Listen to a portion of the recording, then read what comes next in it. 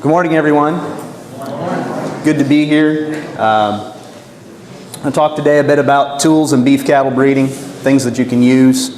This is related to my research. This isn't directly the research I'm doing here at the station, but if folks want to hear more about that, I'm happy to tell you more about the kind of research I'm doing here. Most of what I'm doing on the farm is related to trying to understand what makes cattle genetically more resistant or tolerant to toxic fescue, and I can tell you more details about that after the talk if you'd like to hear about it.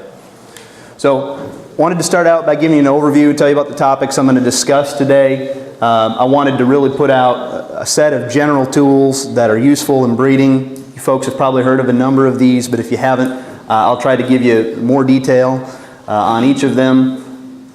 This is coming from a commercial beef producer standpoint, so if you're a purebred breeder, some of these guidelines that I give you may be slightly different. I'll point out one or two specifically related to genomics. Probably a lot of folks have heard about different companies selling genetic testing methods and genomic testing. We'll talk a little bit about that, and then I've left plenty of time for questions if you've got specific things you want to talk about. So we'll talk first about expected progeny differences, or EPDs. That's probably the tool that most of you have heard about the most. We'll talk about crossbreeding, which is really a nice and relatively simple way to reap a lot of benefit in your genetic management plan. Genomic selection, which is using the new genotyping tools and DNA information to try to predict how well your animals are going to do, and that's especially useful for selecting herd bulls potentially, or bulls you're going to use, and if you've got enough animals for replacement, selecting female animals. We'll talk a little bit about genetic defects, a little bit about sorted semen, where it's available, where it might be useful. I'll tell you a little bit about the future, not necessarily saying what's good or bad, but telling you what's on the horizon, and give some thoughts, at least in my opinion, of what I think's worth your investment today. So the first thing I want to say is please do stop me with questions if you have any. Hopefully I won't be putting you to sleep. Hopefully that won't be this scenario, but please grab me if you've got any questions anytime. So to start out, as I mentioned, I want to talk about EPDs first. And for those of you who are familiar with this, it's a bit of a review, but you can think of an EPD as a score that gives you a way to prioritize what bull is best for a single trait. So again, thinking about single traits with most EPDs. So I'm just throwing up a breed example. I'm not endorsing any specific breeds, but I'll give you some examples here. So we've got a Hereford bull on the left-hand side here for you folks that has an EPD for weaning weight of 35 pounds, plus 35, and on the right, one that has an EPD of plus 55 pounds. So on average, due to genetics, we expect this bull, let's see, please, on the right, to have calves that are about 20 pounds heavier just due to his genetics. So that's a tool, obviously, that can be very useful. We can select our bulls over time based on that. With herd bulls, obviously, we're picking younger animals, and there's some challenges associated with that, with the accuracy in their EPDs, but we'll talk about how genomics might be able to help out with that in a bit.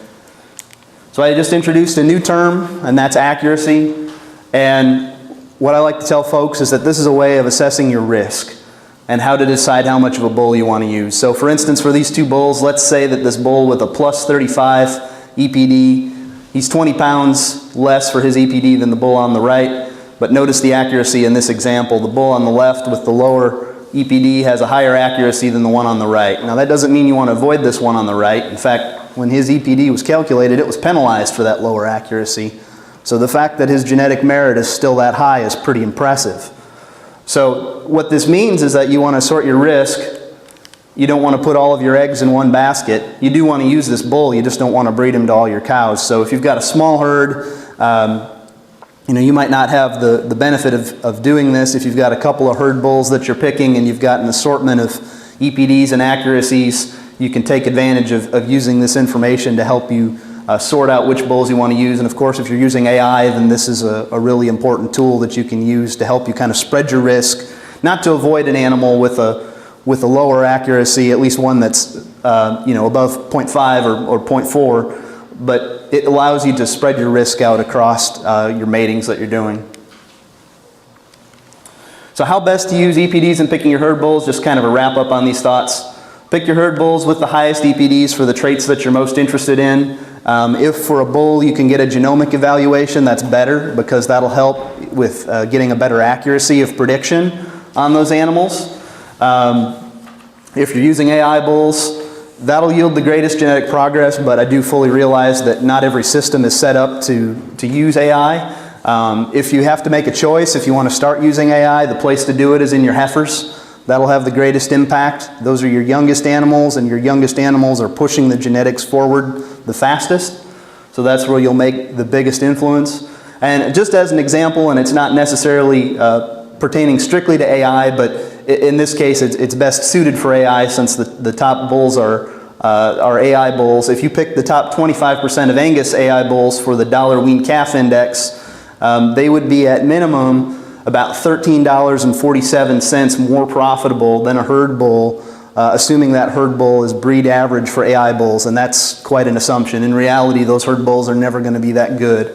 So you can potentially make a lot of progress by selecting on an EPD or a selection index, which I'll talk about in the next slide, which combines multiple EPDs together. So all of that said, don't ignore your breeding soundness exams and your structural soundness. Obviously all that stuff's important. If you don't have a bull that can breed your cattle, you're not going to get anything done. So I mentioned selection index. So selection index now is instead of taking single traits like we would have with EPDs and putting them together. And so they're available for most of the major breeds. Nice thing about index is it allows you to rank best bulls and cows on several traits and often on a dollar value. So instead of thinking about this bull having a certain advantage to another bull based on whatever the measurement is, say pounds of weaning weight or pounds of yearling weight, in this case you're actually doing it on profit. So you can put it into a dollar value for the lifetime of that animal. So I wanted to give you an example of what that means. So I took again this Angus wean calf dollar index. And so all of the traits that are included in that include weaning weight, birth weight, maternal milk production, and then mature cow size to include the cow's impact on that performance and the value of the calf and its actual energy intake and expense in terms of feed. So it's useful for production of calves sold at weaning. So here's two bulls. Bull A has a selection index value of $100, bull B $50. And what that means is that in this case, if you compare those two bulls to decide which one you wanted to use, calves of bull A are expected to be on average about $50 more profitable than that of bull B. So it's a nice way to put things in terms of a real economic value in your particular enterprise. So shifting gears from using these statistical approaches to identify animals that are best, let's talk a bit about crossbreeding. So probably most folks are pretty familiar with it. What's the value from heterosis and what can we gain from it? So heterosis is this idea that we cross two different breeds together that are complementary, maybe one that's really good on the beef grid and one that's good for maternal traits or whatever particular combination that we're looking for in our cows to produce good calves. And so we can produce cows, for instance, that have really good maternal traits, and actually that's where most of the value is in heterosis. About 2/3 of the value that we capture is in producing good mama cows that wean heavier calves, have better fertility and last longer, so we're replacing them less. And then about 1/3 of our value comes in if we add another terminal sire, for example, a third breed cross, such that all of our crossbred mama cows get bred to a different breed to produce faster growing calves that are going to go to the packing plant. So in reality, if you want to do both of these things, it's pretty hard if you have a small herd. There are some things out there that can help you. You might be able to use sex semen, but that costs a little bit of money. You give up a little bit on fertility, and I'll come back and talk about that in a bit. If you've got a bigger herd, this is something that you can potentially do and manage, and by bigger I mean hundreds to 1,000 plus cattle. With a smaller herd, your best bet is to work on that maternal heterosis side, because that's where you're going to get the most value, and it doesn't take quite as much input. Not to say that it doesn't take some work, but it's a little bit less intensive than having to manage 2 different or 3 different sets of bulls. So as an example of what you can gain from doing this, I heard a really good little story put together by Dr. Bob Weaver from Kansas State. And so he did some economic analysis and found that for a 100 cow herd over a 10-year time period with an average weaning weight of 575 pounds, that due to crossbreeding alone, you can wean about 103,000 to 104,000 more pounds of beef over that 10-year time frame. That's the equivalent of weaning about 18 more calves per season and about $264 more profitability per head over the purebred animals. To put that in a different frame of thought, think about it like this. That would be enough increased profit under the current cattle markets, and probably even if it dropped a little bit, to get you the nicest tricked out diesel pickup truck you could probably imagine every 3 years and replace it just from implementing a crossbreeding system in your herd. So I thought that was a really nice example that Dr. Weaver put together, and I think it illustrates what you can do just with crossbreeding alone. So challenges and solutions, I already talked a little bit about managing different bull pastures, also generating your replacement cows. Depending on what your operation looks like, it may be easier or harder to generate those first cow cross where you've got two purebreds that are producing your offspring. In terms of managing multiple purebred sire pastures, obviously that can be a bit of a challenging. Also, there are no EPDs for crossbred cattle. So once we've got crossbred animals, if we wanted to ever breed with crossbred animals, we don't have any genetic information per se on them directly. Although in an ideal crossbreeding system, we should be working with purebreds to always be producing the crossbred mamas and then the crossbred calves that we're going to sell to market. Some possible solutions, I mentioned before sex semen, or some people call it gender sorted semen, but it's not available for all breeds. It can cost a little bit more. Sometimes people claim the fertility is a little bit less on it, but I think that's mostly an issue if you're ever doing embryo transfer work. You can use EPDs for the purebred bulls, so when you're picking out your parents to make the crossbreds, you can still use that information to select animals for the best traits that you're interested in, or use a selection index to pick those purebred bulls. And you can maybe, if you're lucky, find some place to contract replacement heifers. That would be a potential solution to overcome where those females are coming from if you want to get crossbred mama cows to work with. But all of these things obviously vary depending on where you are and what your local market looks like. So shifting gears from some of the traditional kind of animal breeding tools, I want to tell you about what folks are getting into a lot today. So genomic selection or genomic testing, genotyping, some folks may have heard about. The idea that we're using DNA information to predict the genetic merit of our bulls and cows, and particularly to select our bulls. And so on the right, I've got a picture of a SNP chip. So this thing is about the size of a microscope slide, and you're testing anywhere between 10,000 and 150,000 different locations in the bovine genome to identify what regions are associated with traits of interest. And so in many of the livestock species, this is really revolutionizing genetic improvement. In the beef industry, we're a little bit behind, but we're catching up pretty quickly. Angus Association, Simmental Association, Hereford, I'm trying to think of who else. There are a number of different breeds that have started adopting this, and more with breed associations having to accommodate more than one breed or crossbred animals, what we're seeing is that genomic breeding values are getting generated for many of the animals across many different breeds that are available. So why would we ever want to do this? Well, it can greatly improve your ability to select young animals, and particularly since breed associations are including these in EPDs, if you're looking at a herd bull and the place where you're going to look at a herd bull by chance has done some genomic testing, you can use that information to enhance the EPD information that you would have on that animal already. So typically if you're going to go get a herd bull, he may not have any progeny yet. In fact, he probably doesn't if you're buying a young bull. With genomic information, what you're really doing is sharing or grabbing information from the rest of the population and using statistics and DNA information to say, hey, this young bull has a similar pattern to older bulls that performed really well. And based on that information, we can say that that young bull is much more likely to perform well in your herd. That increases our accuracy of selection and lets us do a better job of picking younger animals.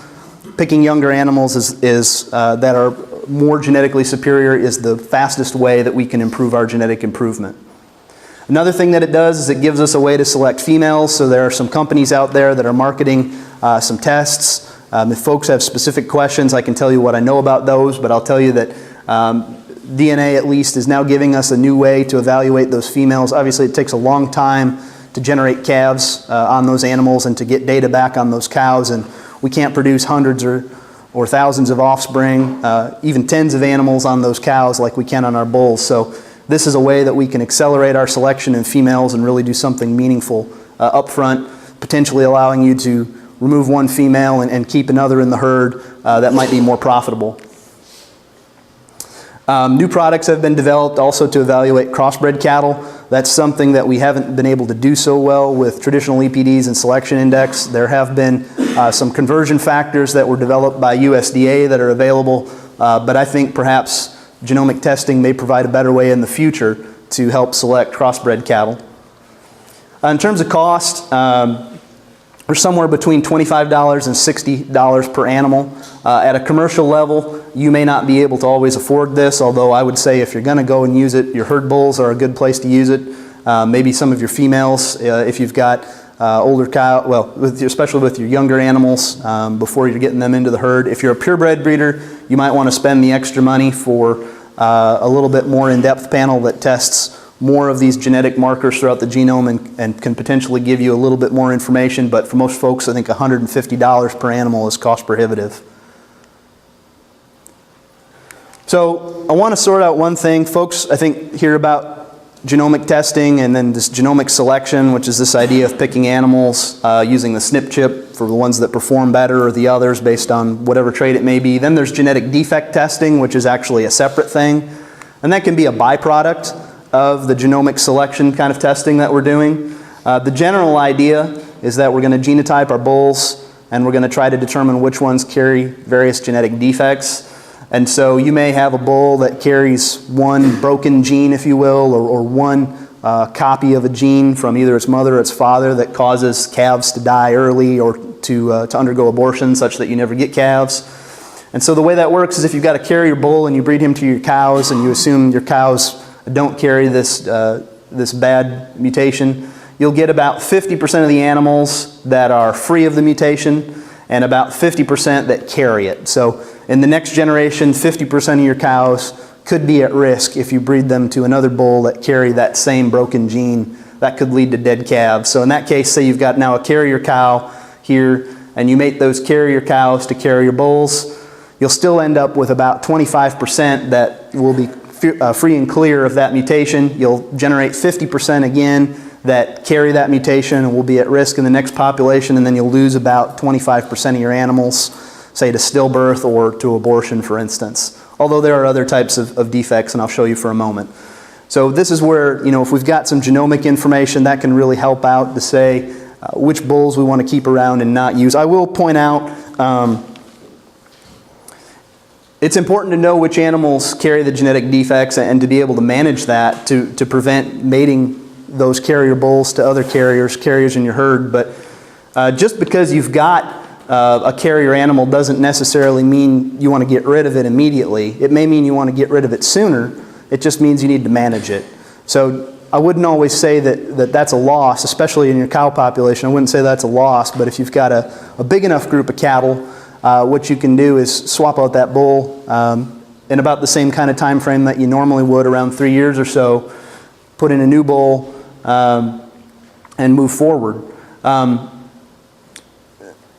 Most important is to have your herd bull tested and to know that carrier cows and bulls, if you've got a big enough herd, you can keep them around, but if you've got a smaller herd, that may not be feasible and you might want to use that information to move animals out sooner. I wanted to show a couple of examples of defects. Defects don't happen just in Angus, but there happen to be a couple of high-profile ones recently. So developmental duplication, this animal on your left, is a type of defect where animals have a set of extra legs that almost look like they're flopping off the back of their neck. Sometimes they look like they're coming out of their shoulder. It's a very strange defect. This doesn't necessarily mean that the animal dies, but most of the animals that have this, 2 copies of this mutation to generate this phenotype actually never make it to birth. So odds are if you're seeing one at birth, you probably lost some animals due to abortion already. The one on the right is called Curly Calf, and this is one that went through Angus a while ago and is getting worked out. But these animals were typically born dead, and they looked like they were literally curled up in a ball. As I said before, genetic defects exist in all breeds. They're running around, I know, in Simmental and Hereford, and really they're in just about every animal out there. With the advent of DNA sequencing these days, we know that every bull's got somewhere between 20 and 50 broken genes in them. And for the most part, they survive, but they've probably also got another 20 or 50 where they're carrying one copy of a broken gene. And if you've got two copies of those together, those might be the ones that end up leading to stillbirth or early abortions. So even if you're thinking about a bull that doesn't necessarily carry a specific mutation, that's one of the important reasons why you want to make sure to turn your herd bulls over in a timely manner, because odds are, if you keep them around too long and you start getting matings of either sires to daughters or sires to close relatives, you're going to start creating calf survival problems and fertility problems. So the last thing I wanted to talk about today was what does the future hold? And more to kind of inform you about what's going on. I think for a long time people thought that transgenics and anything that led to genetically modified livestock was panacea. It wasn't going to happen. It's happened. So folks may be aware that genetically modified salmon was approved by FDA late last year, and with that opened the box for starting to develop more genetically altered livestock. And so I'm not saying this is the best way to go forward, but this is kind of more letting you know I think you're going to see this sometime in the next 5 to 10 years. There are somewhere between 16 and 20 genetically altered livestock animals, or I should say projects that are ongoing at several locations throughout the world. This one's at California Davis, and in this example, this is a dairy example, but you could imagine doing something similar in beef or changing a different trait, but in this case we're talking about polled. You've got a horned Holstein on your left side, and on the right side you've got essentially clones of those animals where the horns have been removed by creating a mutation that occurs in Italian cattle. So this isn't creating anything new. This is a mutation that existed in nature, and this has been the strategy of what folks doing gene editing have been talking about, is taking existing DNA variation and moving it from one breed to the other, and instead of taking 20 or 50 or 100 years to move that over with traditional breeding and improve those genetics to make them profitable, they're using tools in the lab to create animals that have this one change and all of the other favorable genetic effects that would have taken many years to breed for.